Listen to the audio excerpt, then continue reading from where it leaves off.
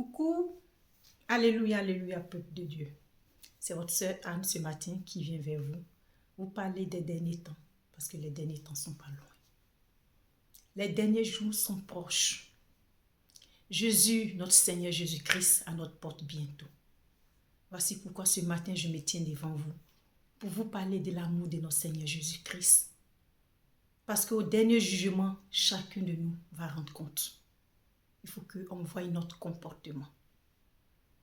Il faut qu'on fasse des choses bien. Ce matin, je voulais parler des familles. Il y a des familles qui ne sont pas sympas du tout, qui sont très méchants. Pourtant, eux-mêmes, ils ont des enfants. C'est comme un enfant qui est quitté, par exemple, quelque part d'autre, qu'ils ont confié à cette famille.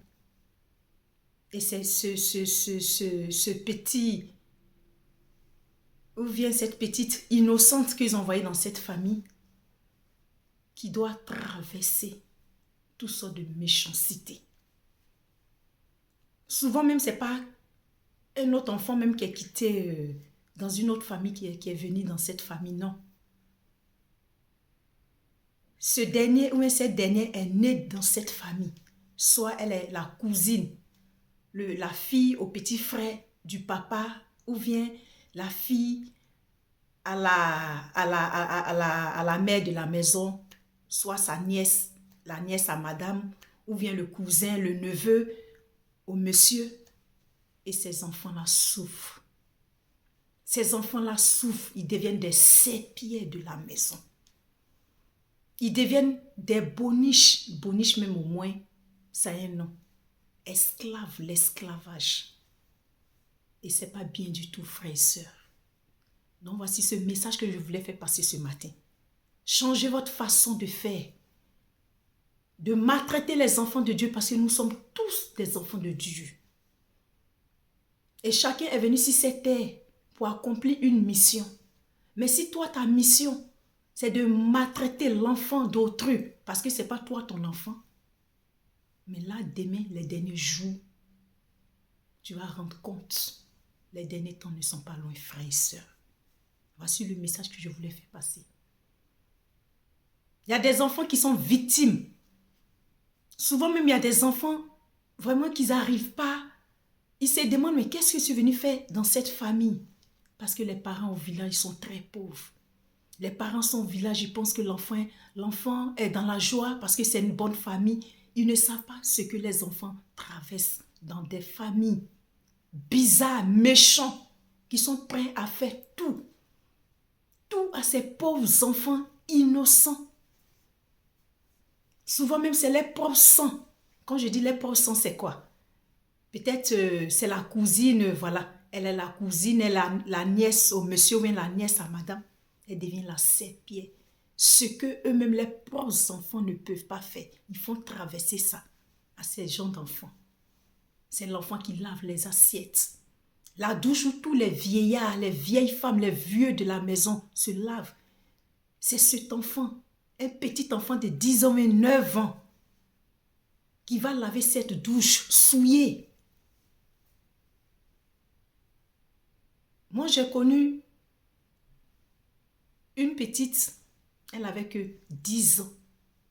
Excusez-moi du terme, c'est elle qui lavait les menstrues de sa tante. Une petite fille de 10 ans qui lavait les menstrues de sa tante. Et cette dernière était comment on appelle, la cousine à cette femme. Mais la petite, quand elle était en train d'expliquer l'histoire, ça faisait tellement pitié. Elle se réveille à 10 heures avec ses enfants, mais la petite va se réveiller à 5 heures. La petite fille pleure et puis elle frappe la petite. Elle n'est pas chrétienne, mais elle donne des jeûnes secs à cette dernière. Toi, tu n'es pas chrétienne, tu ne fais pas des jeûnes. Tes enfants ne font pas de jeûne, mais c'est toi, tu mets enfant d'autrui. La petite fille ne mange pas, souvent 2 jours. Elle ne mange pas jusqu'au soir, mais elle va travailler jusqu'à la nuit. Une petite fille de 9 ans, ou bien 10 ans. Moi-même qui vous parle ici, victime de ça. Dans ma famille, Dieu là-haut sait ce que j'ai traversé.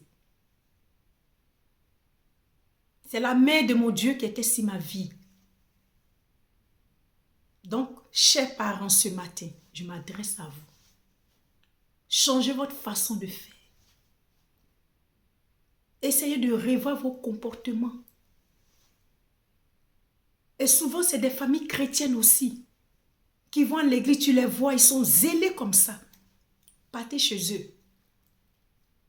Ils sont là-bas pour maltraiter les enfants d'autrui. Pourtant, eux-mêmes, ils ont les enfants. Les vieux enfants, les vieilles femmes, les vieux messieurs, eux, ils ne touchent rien. C'est cette petite fille-là qui devient l'esclave de la maison. Ils vont la maltraiter, l'humilier, la maudire. T'as dit la traîner, même ses pieds, même est mieux. La ses pieds, même on peut la laver. Et puis elle devient propre. Mais elle, on ne la lave jamais. Du paume au trentier, elle est tout le temps sale. Tout le quartier la connaît que c'est elle qui est l'esclave de cette famille. Elle commence à injurer. Souvent, elle commence à injurer cette petite. Même les voisines vont sortir pour venir regarder cette petite. La petite fille souffre. Mais vous pensez à quoi? Vous attendez à quoi? Qu'on fait ça à l'enfant de Dieu. Cette petite innocente, elle a ça dans le cœur. Et c'est la main de Dieu qui est sur cette petite. C'est Dieu qui la protège. Et souvent, ces gens d'enfants, pourquoi les parents souvent les maltraitent comme ça? C'est parce que souvent, ils ont une destinée très élevée. Donc, quand les parents voient ça déjà, ils sont contre cet enfant.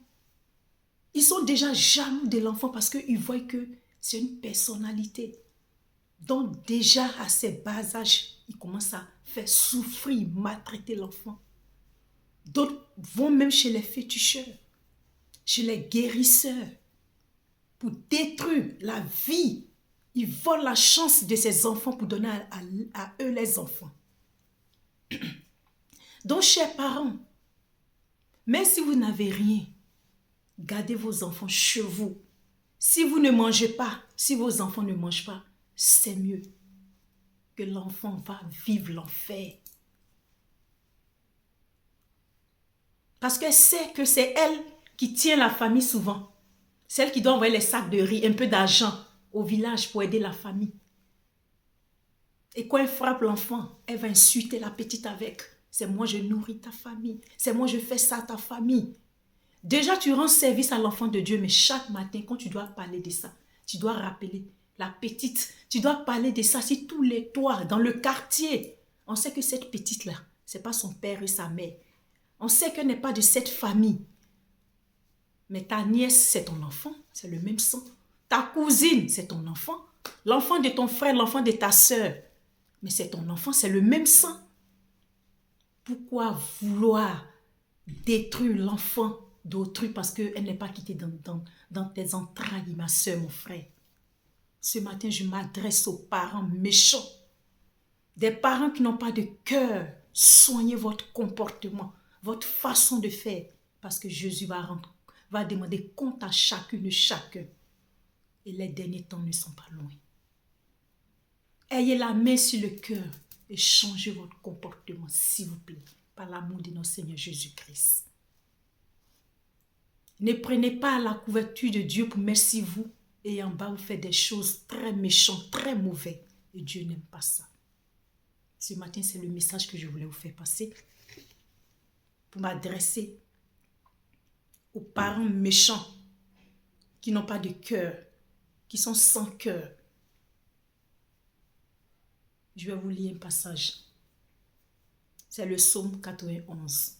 Parce que ces gens d'enfants, c'est Dieu qui les protège. C'est Dieu qui a la main sur eux. Parce qu'ils sont innocents. Il n'y a que Dieu qui les protège.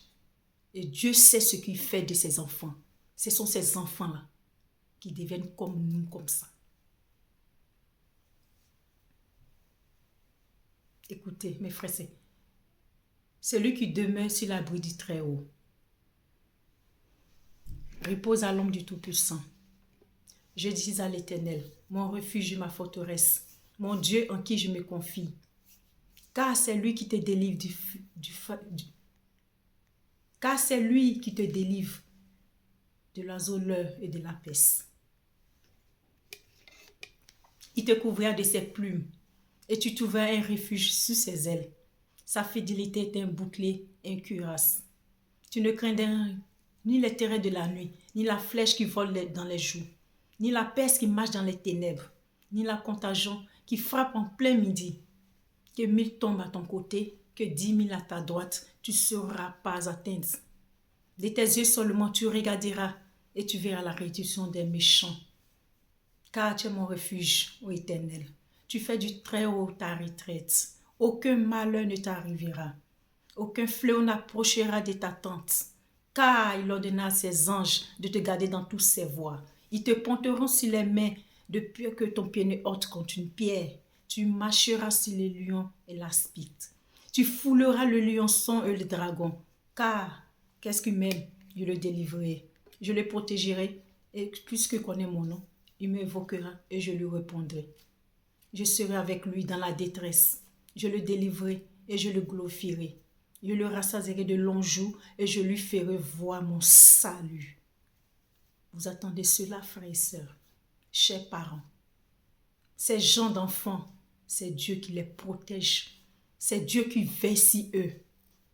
C'est Dieu qui les guide. Dieu a sa main sur sa créature parce qu'il nous a fait à son image. Dieu nous aime parce que c'est un véritable Père digne qui aime tous ses enfants. Donc, chers parents, chers frères et sœurs, ce matin, je m'adresse à vous. Ne soyez pas méchants. Ayez la main sur le cœur et prenez tout enfant qui se trouve dans votre maison comme vos pauvres enfants. Parce que vous connaissez la douleur d'une mère à l'accouchement. Et quand tu n'es même pas une mère, il faut savoir que elle est comme toi, elle respire comme toi, donc lui faire du mal n'est pas bien. N'est pas bien du tout. C'est le petit message que je voulais vous faire passer.